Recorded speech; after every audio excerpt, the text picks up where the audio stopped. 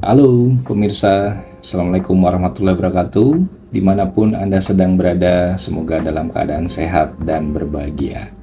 Video ini kami buat sebagai pemenuhan tugas proyek UTS Introduction to Economics dengan tajuk E-commerce Elasticity and the UMKM Challenge, di mana kami akan mengulas tentang bagaimana dampak serbuan produk-produk impor murah dari China terhadap elastisitas dan juga dinamika market di UMKM Indonesia.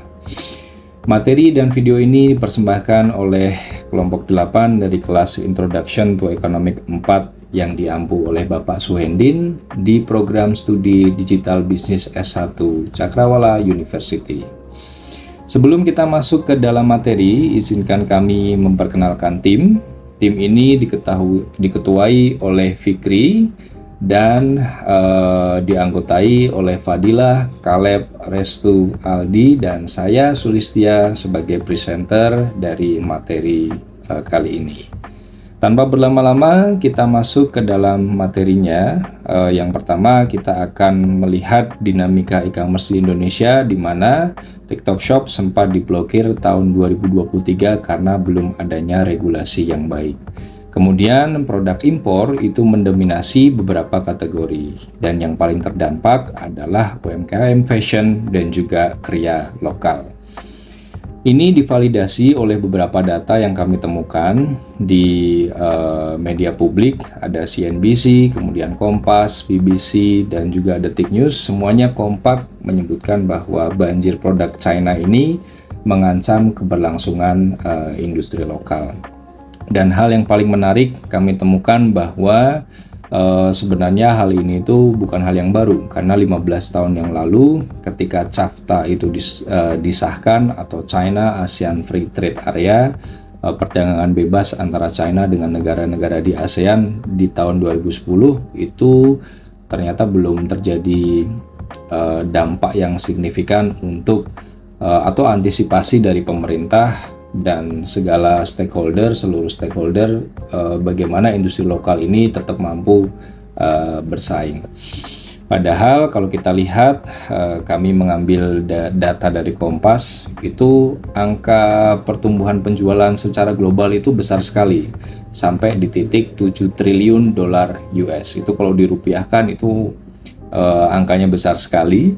Kemudian di Indonesia sendiri ini pasar yang luar biasa, karena sepertiga populasi kita itu menggunakan marketplace atau e-commerce untuk bertransaksi.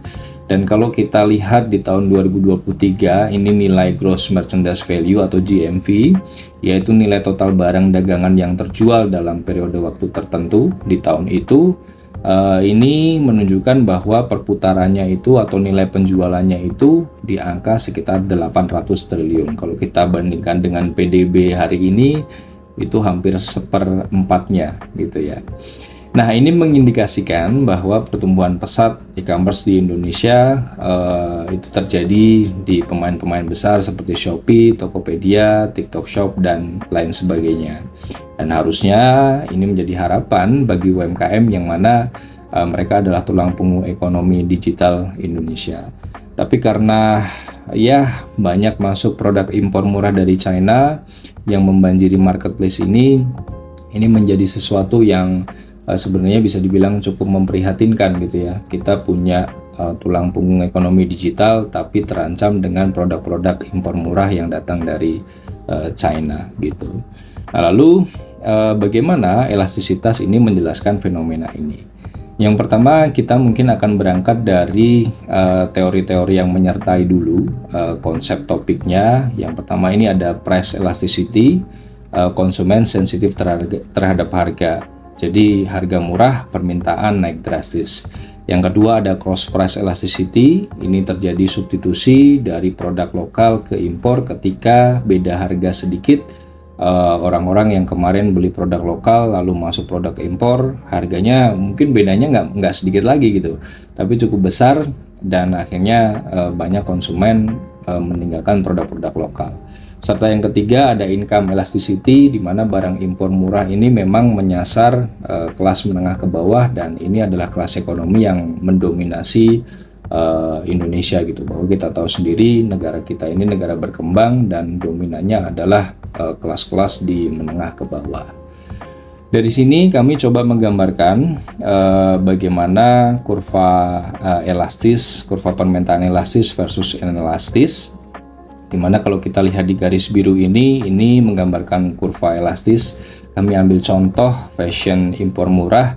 Jadi kalau harganya turun sedikit, ini kuantitasnya melonjak sangat besar sekali.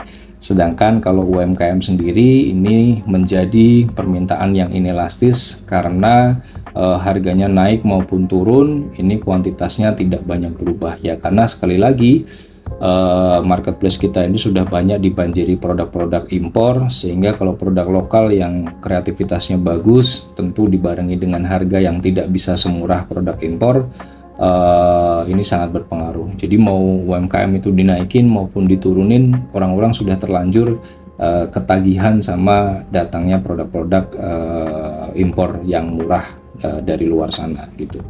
Yang kedua, kita juga pengen menunjukkan kurva pergeseran antara permintaan produk UMKM saat harga produk impor turun, di mana permintaan produk UMKM itu bergeser ke kiri atau turun di setiap tingkat harga karena konsumen pindah ke substitusi produk impor yang lebih murah gitu. Jadi kalau harga impor turun, ini berpengaruh terhadap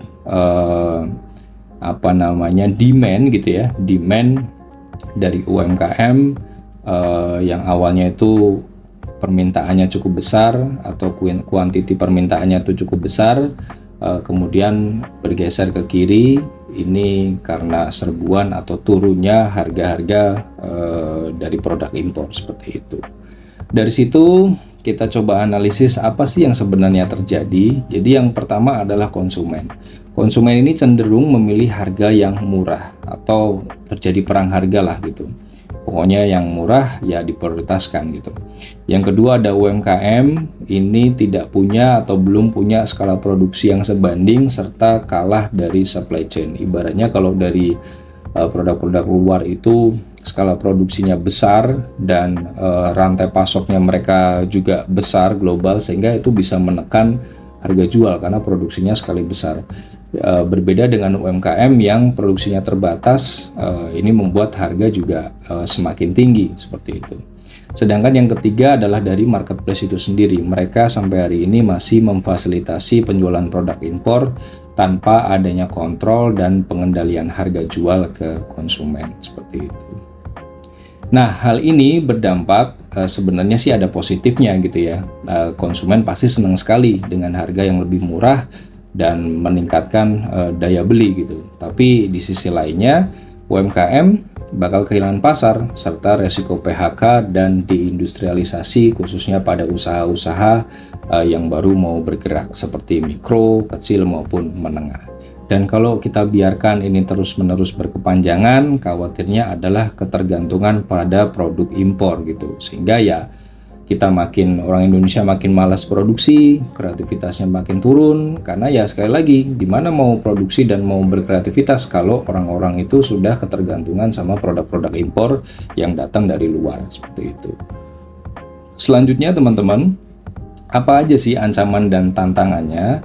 Itu yang pertama adalah regulasi perdagangan cross border yang masih lemah. Sudah 15 tahun kita tahu ada CAFTA, tapi sepertinya pemerintah kok masih belum maksimal melindungi kemajuan bisnis UMKM lokal. Yang kedua, UMKM memang itu saat ini kalah efisiensi produk dan logistik. Jadi kalau kapasitas produksinya masih kecil, kemampuannya masih kecil, ya tentu ini akan kalah bersaing dengan yang produksinya pabrikan dan besar, serta logistiknya itu menjangkau yang luas. Ya meskipun hari ini sudah ada logistik yang bisa membantu, tapi sekali lagi berbenturan dengan produktivitas UMKM itu yang tidak setinggi produk-produk impor yang kalau datang itu langsung banyak sekali gitu. Yang ketiga, konsumen Indonesia ini sayangnya punya mindset murah lebih penting. Jadi akan cari dulu yang murah, kalau nggak ketemu baru naik gitu. Dan ya again, produk-produk dari lokal sendiri ini agak sulit untuk dilirik gitu. Sedangkan yang terakhir terjadinya predatory pricing. Harga murah di bawah harga-harga dari produk-produk impor ini memang kenyataannya ada di bawah dari biaya produksi UMKM lokal. Nah, ini menjadi ancaman dan tantangan nyata bagi industri atau lingkungan e-commerce di Indonesia.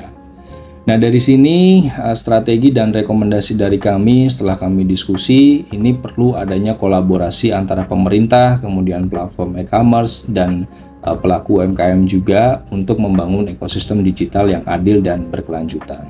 Dari sisi pemerintah, kami menyarankan bahwa ayo coba atur batas impor-impor yang kecil. Contoh larangan barang fashion yang kurang dari 50.000. Jadi jangan sampai kita UMKM itu produksinya 60.000, 70.000 gitu ya, tapi tiba-tiba masuk barang impor sudah jadi harganya 20.000. Nah, itu sebaiknya pemerintah melakukan pembatasan terhadap hal-hal semacam itu. Yang kedua, dari marketplace sendiri, ayo beli perhatian lebih pada produk lokal dan kurangi dominasi produk-produk impor gitu. Yang ketiga, untuk UMKM, mari maksimalkan efisiensi proses produksi dan tingkatkan kualitas produk, layanan, dan sebagainya, termasuk juga brandingnya. Dan bagi konsumen sendiri, yuk bareng-bareng kita semuanya, termasuk saya dan teman-teman yang menonton video ini, tingkatkan kesadaran dengan memilih belanja produk lokal dibandingkan produk impor, seperti itu. Nah, namun demikian memang tidak bisa kita pungkiri teman-teman, tidak semua produk itu bisa diproduksi oleh UMKM. Jadi kalau memang produk belum bisa dibuat oleh UMKM, ya sudah, nggak apa-apa impor.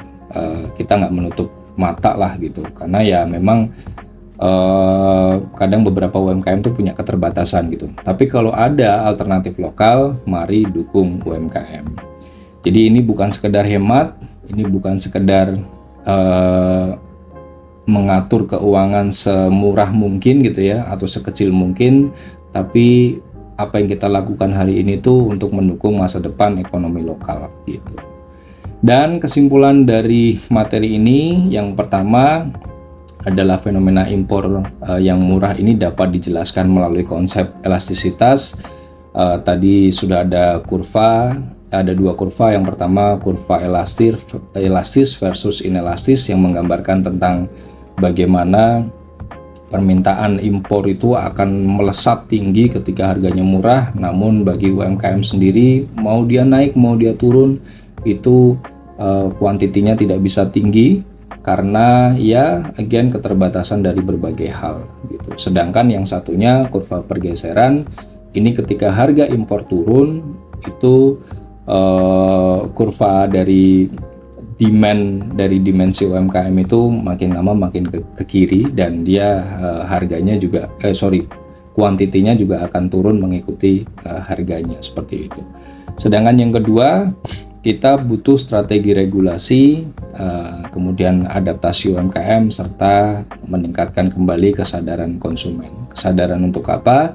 Kesadaran untuk bangga beli dan dukung produk-produk UMKM lokal. Dan terakhir teman-teman, belanja bukan sekedar transaksi tapi kontribusi. Demikian presentasi singkat dari kami. Terima kasih. Yuk beli produk lokal. Dari kami, kelompok 8 Introduction to Economic 4, ada Fikri, Fadila, Kaleb, Restu, Aldi, dan saya Sulistia. Sampai jumpa di lain kesempatan. Terima kasih. Assalamualaikum warahmatullahi wabarakatuh.